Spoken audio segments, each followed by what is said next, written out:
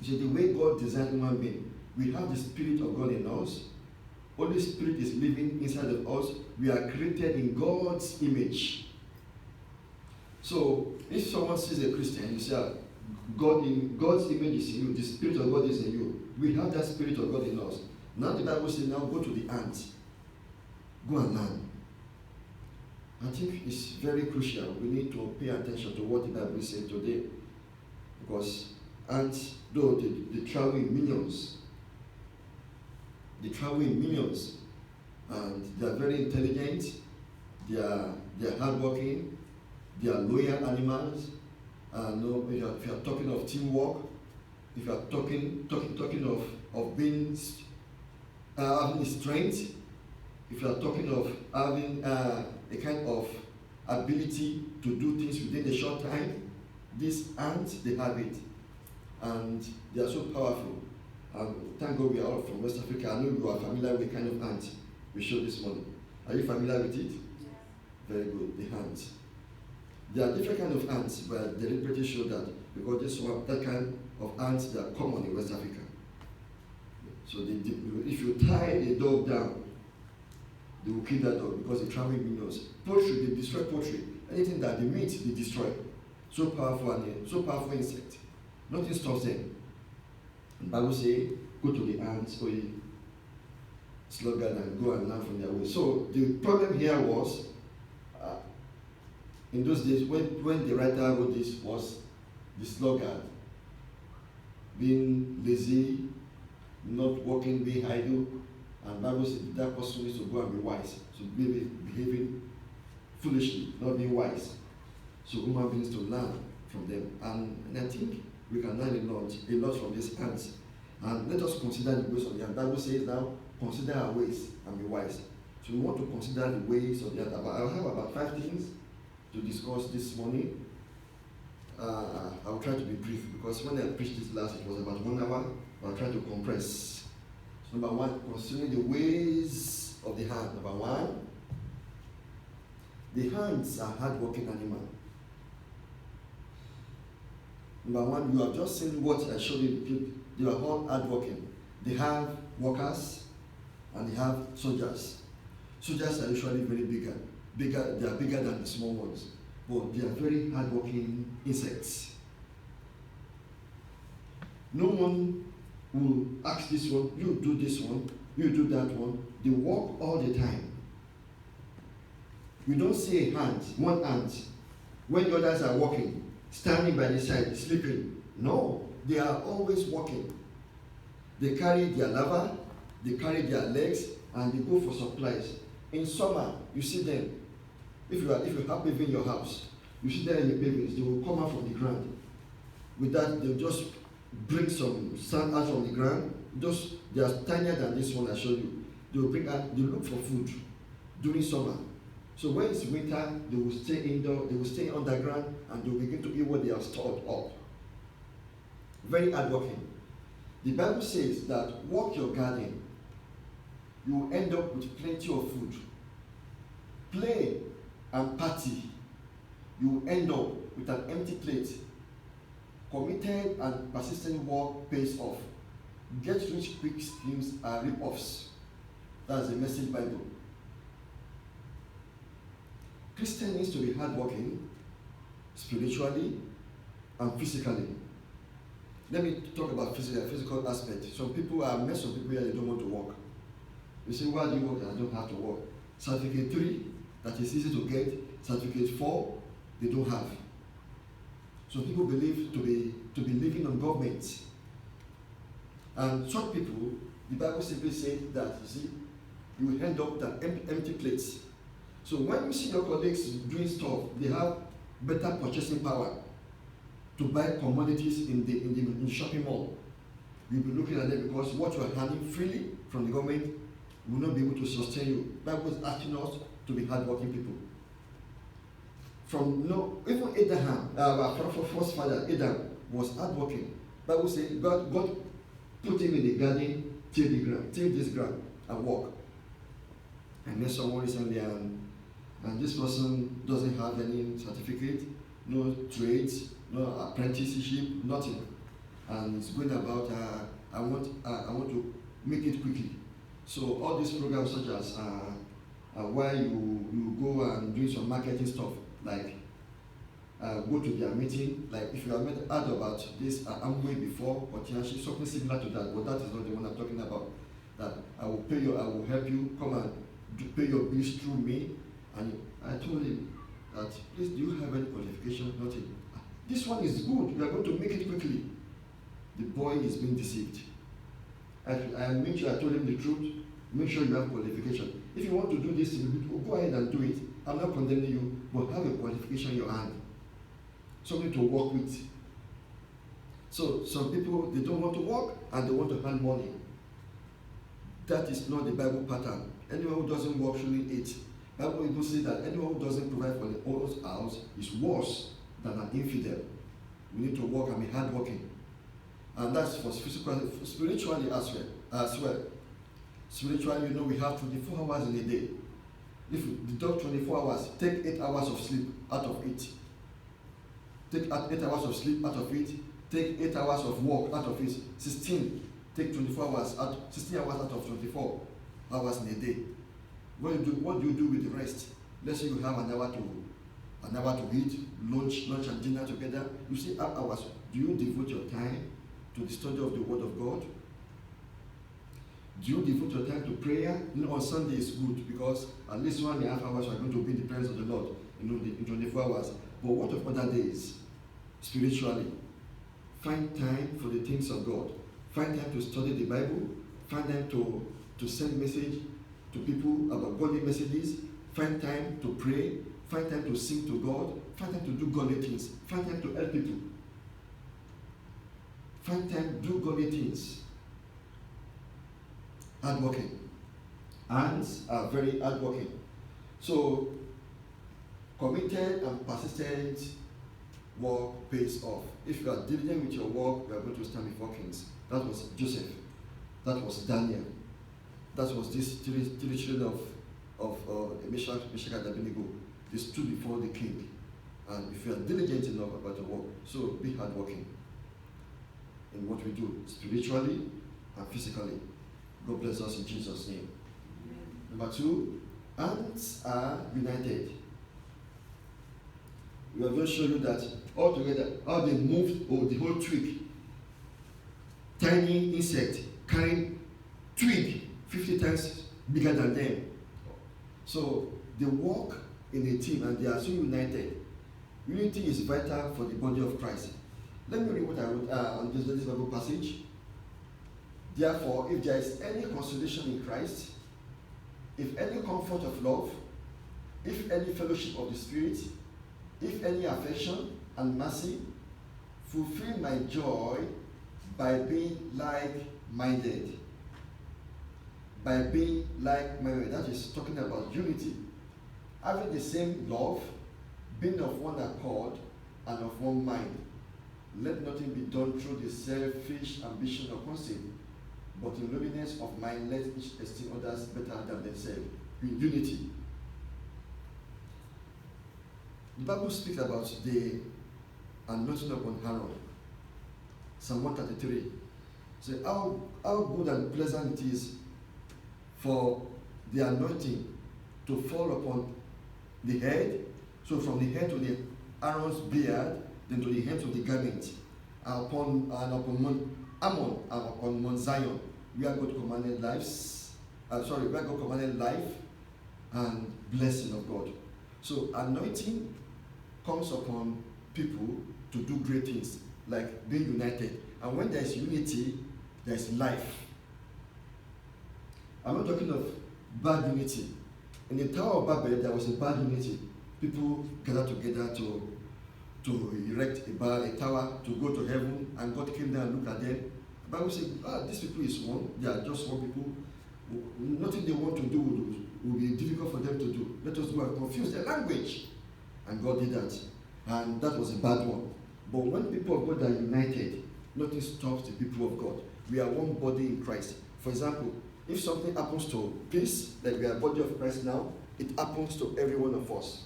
If something happens to Gina now, everyone should be concerned about it because we belong to the one body of the Lord Jesus Christ. So we should be united in our dealings with one another, with each other. Ants are united. If there is an intruder, they fight together. If they have an obstruction, like what I just showed you now, they remove the tree, they came together and remove it.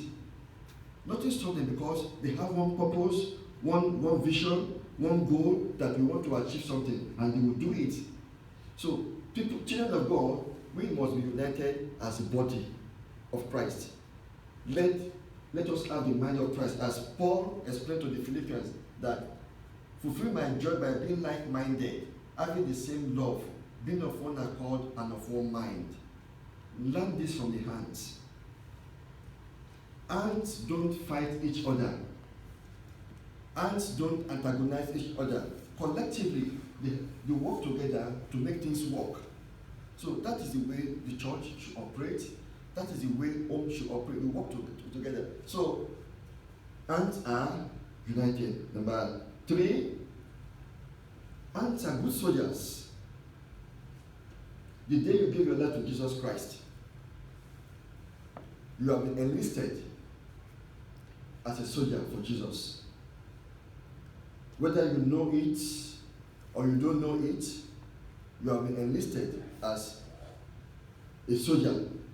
So you make a great army for Jesus. So together, when we come together, Peace, Gina, Christiana, the Samaria and myself, we just come together in prayer. When we agree together in prayer, the Bible says that our prayer, when we come together in prayer, there is corporate anointing. There is difference between when someone prays alone, it's different. But when we come together to pray together, that is what we call corporate anointing, and there is power in it. When people of God, they are united, and as a good soldier, or as a good army of God, they will be able to repel any invader. They will be able to intrude any community. This is who we are. This is what we are. Christ has made us soldiers. But that's why I will say, gate of hell shall not prevail. I've been thinking that gate of hell shall not prevail. Are we going to be sitting down and hell will come to us? No. In other words, the Bible is trying to say that we need to march forward. When you reach the gate of hell, it will not prevail against you. So Christians should be on the offensive, not defensive. We should be always on the offensive against the gate of hell. So when you are marching forward, as you come across the gate of hell, you pull it down. When you come against any obstruction by prayer, you pull it down. That's why I've been trying to make sure that we pray in every Sunday here. I've been in a church where they don't even pray at all. They just sing and listen to someone and they just go home like that.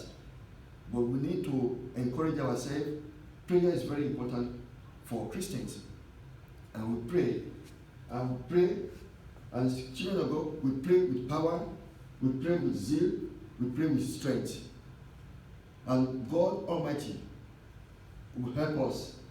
As soon as someone is there, please have a look. So as people of God, we need to pray vehemently with grace and with the power of God in us. Amen. Shout hallelujah. Hallelujah. Now I have 2 Bible passages I put here. The Bible says, you therefore must endure hardship as a good soldier of Jesus Christ. No one engaged in warfare entangles himself with the affairs of this life, that he may please him who enlisted him as a soldier. The second one says, therefore take up the whole armor of God, that you may be able to withstand in the evil day, and having done all to stand. Number 1, the first one I put there, endure hardship as a good soldier of Jesus Christ. Have you ever seen a soldier when the others were in the field doing their drills or training? You find one soldier sitting by the roadside crying, say, I want to go and meet my mom with saliva in his mouth, crying like a baby. I want to go home and meet my mom. That person is not fit to be a soldier. When the others are being trained in the field, rigorous training. Someone is crying by the roadside, I want to go home and meet my mommy. is not fit to be a soldier. I watched something one day on the Facebook. They showed us the American soldiers, how they were the paratroopers. They were jumping from the plane, which they have parachute. So before they reach down, they open up their parachute to land safely. And someone showed us the African, one country in the African soldier. They are not in the plane. The place is just up, maybe about 15, 18 meters up. And they put annex on it so that it will not hit the ground. And this soldier was crying like a baby. And the commander was trying to push him. Go! You are a soldier! He was trying to push him. He was crying. No. It was just moving backward. It doesn't want to, and he said, look at the American soldiers jumping by themselves from the plane. You are just about 18 meters, you have annexes, or you are not going to hit the floor, and you are crying. What kind of soldier is this? Spoiled. That kind of person is not fit to be a soldier. Soldiers are brave, soldiers are strong, soldiers are powerful. Soldiers defend their territory. Even in the midst of opposition, in the face of death, they fight to the end. Soldiers don't easily give up, they fight. So that's why the Bible said that you must endure hardship as a good soldier of Christ. No one engage in warfare and entangles himself with the affairs of this life. If you are a soldier for Christ, don't be entangled with the affairs of this life. There are so many distractions around us today. So many distractions about loss of the highs, and pride of life. I want to get this thing, I want to achieve that thing, I want to do this thing, I want to do that thing. Those things are distractions. But when you focus on Christ as a child of God and a soldier for Him, God will be able to do a lot of things for Him. Look at the ant. The ant took down a scorpion. Scorpion was a powerful insect. But when they came together as a team, they brought the scorpion down. They destroyed the scorpion. Whatever that comes their way, they pull it down. And Bible admonishes us. We have done teaching about this last year, about taking up the whole armor of God. You are equipped with the armor of God. Just use it. Use the armor that God has bestowed on you, and the grace of God will be with you in Jesus' name. Amen. Number 4, ants moves in a defined path. They have a path. It's just a narrow way. And when you see one ant moving out of the path they have defined, it has a reason, probably to explore. So when one ant moves out of the way, it's going out to explore. When he explores and finds something, he will go back and tell others. Only God knows how to communicate. But he will go and tell others, so they will say, oh, I found something. I found a food somewhere. Or I found shelter somewhere. So that ant will lead others to where he found that thing. And they don't miss their ways. As tiny an insect as it is, they don't miss their way. So they walk in a path created, not just narrow path. You just see them, that narrow thing, they will go there and they won't miss it.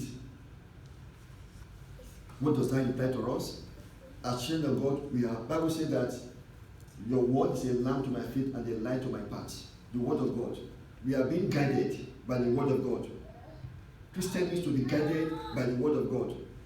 There are so many distractions today. There are so many things going on in the world today that compete with the word of God in our lives. Whatever you are exposing yourself to, maybe that is ungodly, those are the things competing the word of God with your life. Maybe these are the things, maybe the kind of person you move with, the kind of friends you have, the kind of ideas they give you, or the kind of what movies you watch, or the kind of people you go about with. This kind of thing trying to influence our lives to move out of the path God has ordained for us as His children.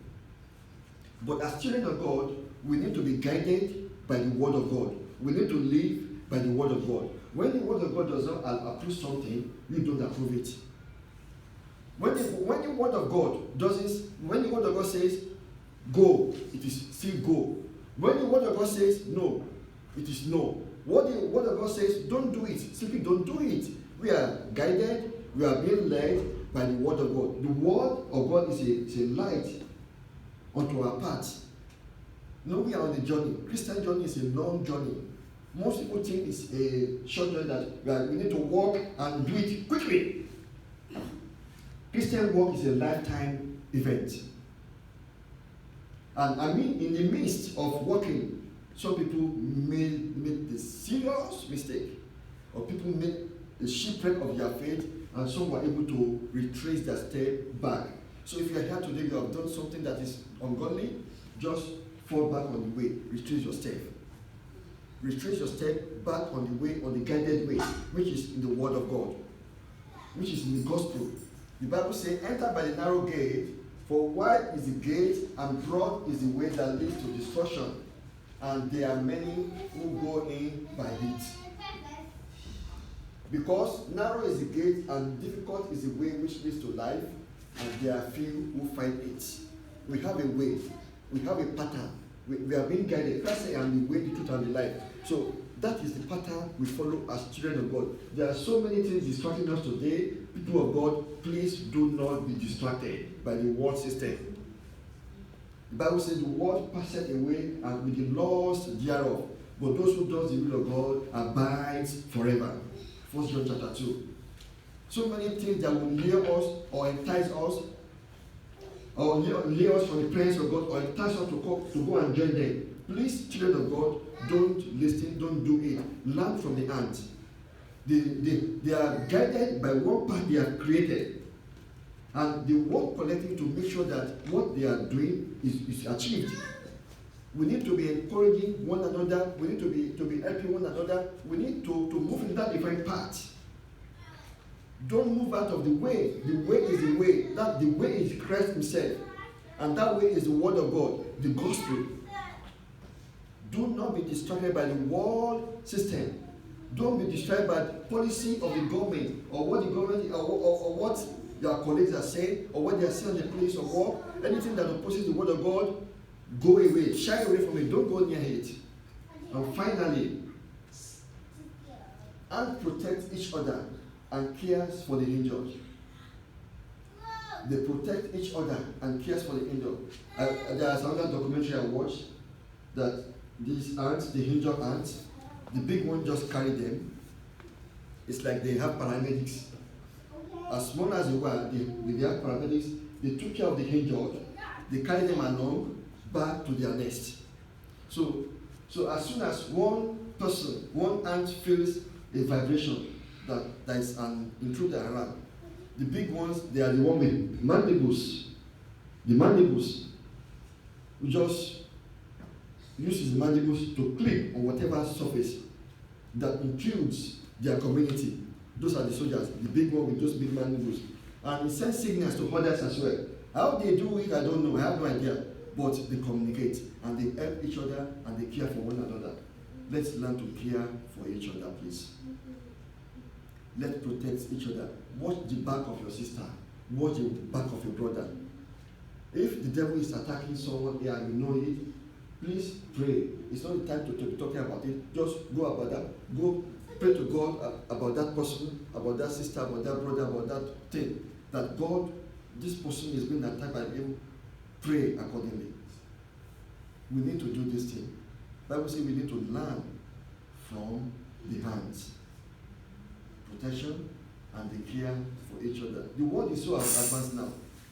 And I know that if you are trying to correct someone, let me show you this passage said that, brethren, if a man is overtaken in any trespass, you who are spiritual, restore such a one in a spirit of gentleness, considering yourself, lest you also be tempted.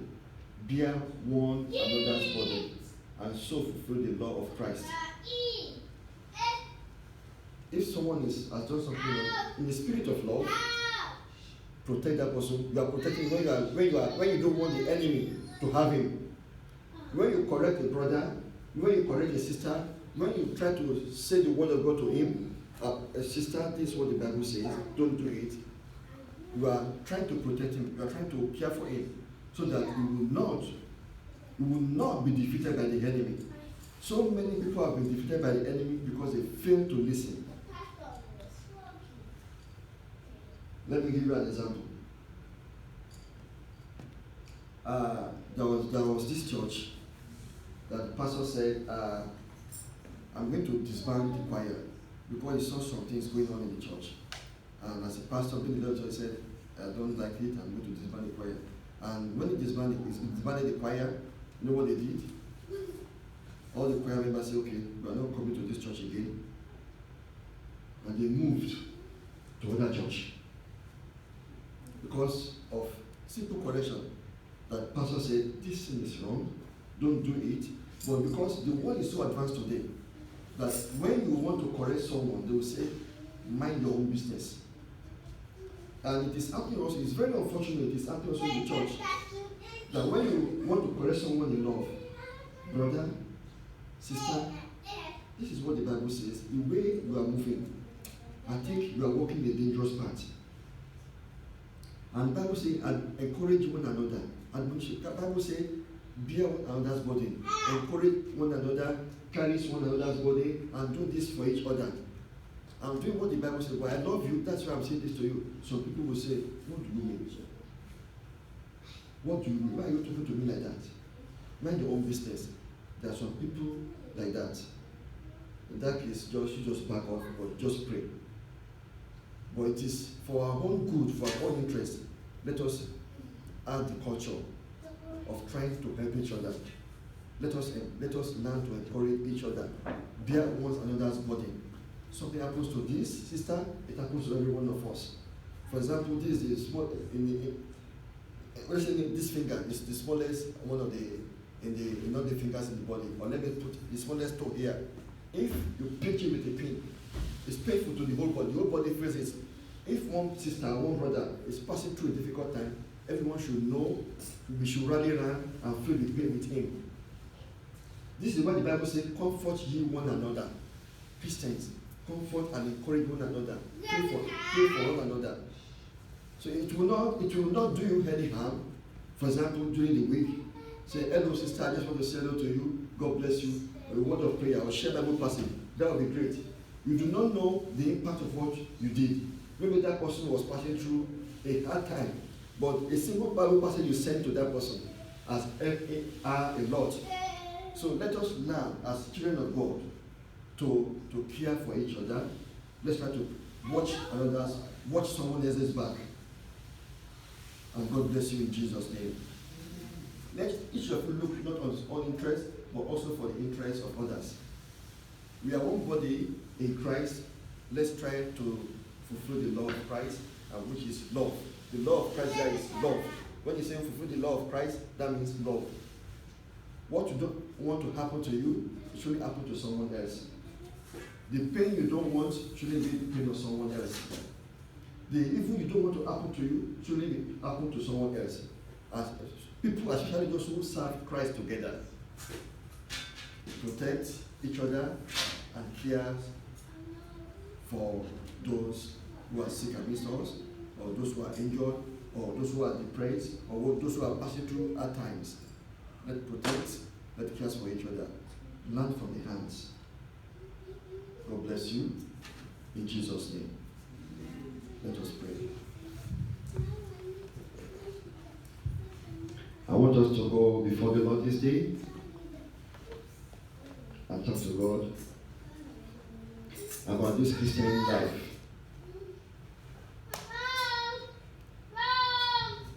The journey is very long, but there are many things we can learn from the hands.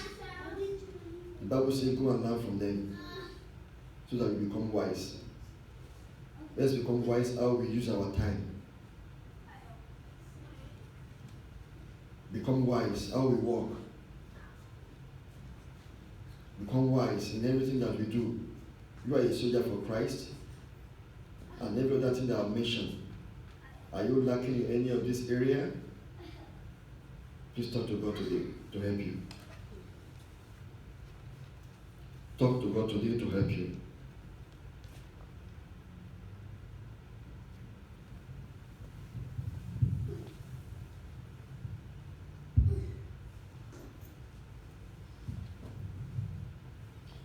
Begin to bring your prayer to an end.